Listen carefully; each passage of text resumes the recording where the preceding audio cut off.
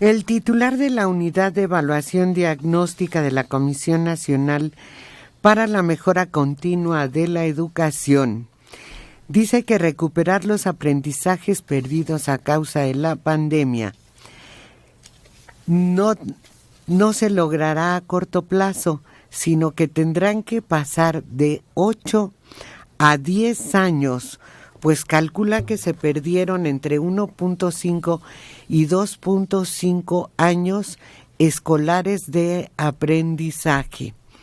Comenta que recuperarlos no solo es posible, sino es necesario, aunque aclara que no se va a resolver de un ciclo escolar a otro, porque se debe tener una perspectiva de corto plazo. Si no resolvemos este tema, se puede volver un problema generacional y entonces niños y niñas de educación básica van a enfrentar este rezago cuando lleguen a la educación media superior y sobre todo en la universidad. Expone que tanto la Secretaría de Educación como las autoridades educativas estatales deben poner en marcha acciones para mejorar los aprendizajes con base en los resultados de la evaluación diagnóstica realizada al inicio del año escolar. Pues sí, realmente, sobre todo en los primeros ciclos de primaria, los niños no pudieron adquirir, los que perdieron estando a distancia la educación, la habilidad para escribir, para leer, para sumar y restar, no lo pudieron hacer en el tiempo que físicamente e intelectualmente tenían para hacerlo. Lo están haciendo ahora que ya entraron a tercero, con profundas dudas en relación a esos procesos aritméticos y de lenguaje. Es un problema grave y creo que no todos estamos en casa, no todos estamos conscientes de que hubo un retraso tremendo. Para los niños de primero de secundaria sucede lo mismo. Están teniendo fuertes lagunas en su aprendizaje y va a ser muy complicado, como señala este especialista, recuperarlo. Y se tiene que recuperar, si no, el niño va a tener una desventaja con otras generaciones. ¿Son los niños de la pandemia? ¿Qué les llaman? Los niños de la pandemia. Sí, eso es muy preocupante y se debería de estar teniendo un programa específico para solventar todo ese problema, porque no es cuestión de la familia de enfrente o de mi familia, no, fueron todos los niños de todas las escuelas, háblese particulares, oficiales, de lo que sea, todos los niños tienen esa carencia de aprendizaje, sobre todo en los años que son iniciales de un ciclo escolar. Sobre todo en familias donde los papás trabajan, tuvieron que quedarse con los abuelos o con tíos o con personas porque no podían ir a la escuela. Pero obviamente ellos no son maestros. Y los que estaban en escuelas oficiales, que estaban las clases por televisión, también eran medio extrañas porque no era un canal, una hora específica para los de primero, para los de segundo. Entonces todo eso va retrasando el conocimiento, la práctica. A los niños que dices que les tocaba primero y segundo año, tienen problemas graves de lectoescritura. Sí, porque ese aprendizaje tiene una etapa específica de edad, ¿no, Dora? Sí, efectivamente. Y no solo tienen este déficit, sino que además está toda la secuela, toda la situación psicológica y emocional que vivieron. En el momento en que tendrían que haber ingresado al sistema escolar formal, socializar, empezar a descubrir el mundo, la lectoescritura, pensamiento lógico matemático, se enfrentan a una dinámica familiar en donde hay un papá 24 horas, una mamá también, en donde tienen que estar trabajando, en donde la reducción del espacio y la prohibición de salir se vuelven una junto con la neurosis. las órdenes, las contraórdenes, el cállate niño, el atiende. Todo esto, tarde o temprano va a cobrar su factura. De ahí la importancia que el primer y segundo año, ya los niños que ingresaron de manera regular, pues tuvieran ese proceso de adaptación y de reconocimiento desde el espacio. Vamos a ver, vamos a esperar unos cuantos años para ver.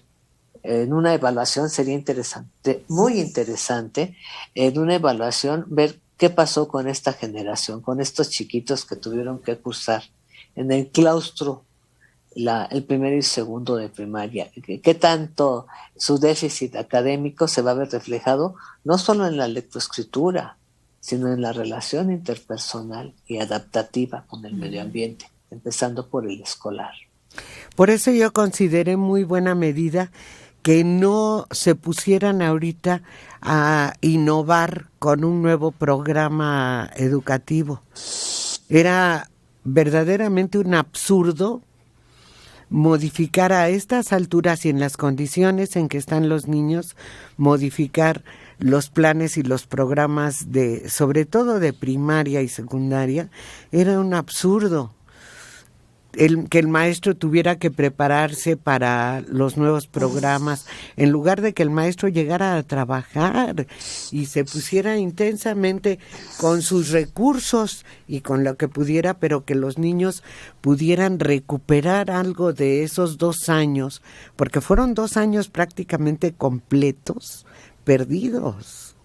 Pues no perdidos, sino con otra experiencia y con un déficit académico. Yo creo que no se pierde. Mira, la experiencia fue brutal, la dinámica familiar, cómo muchos maestros se las ingeniaron para innovar, para adaptar, para dar sus clases.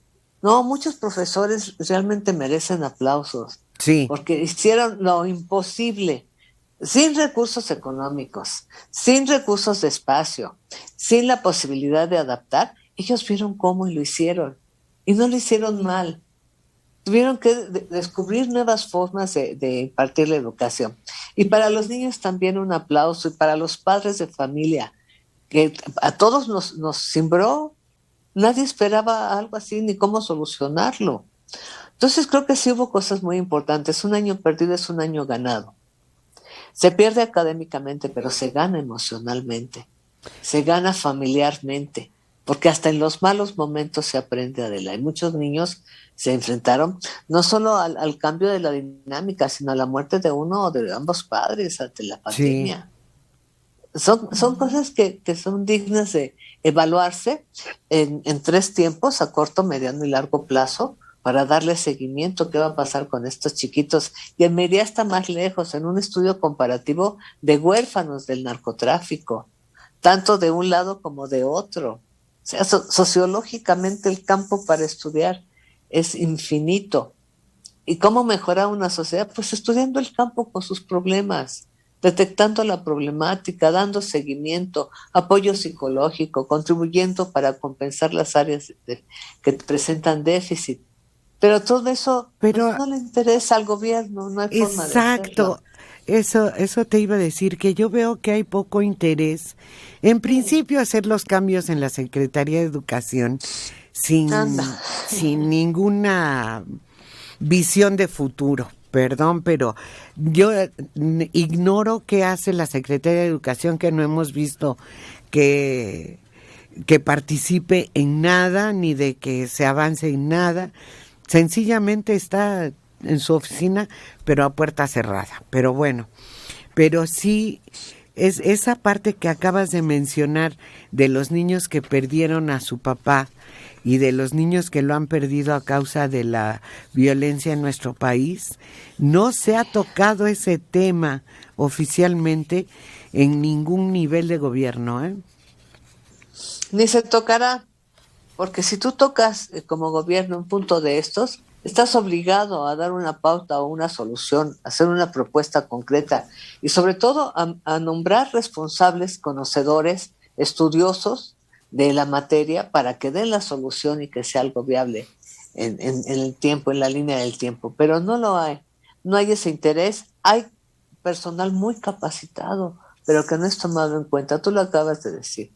La Secretaria de Educación Pública en este momento, pues como ni chicha ni limonada, como Sí, dicen en nada. Sudamérica, nada, nada, nada, nada, ni huele ni quede.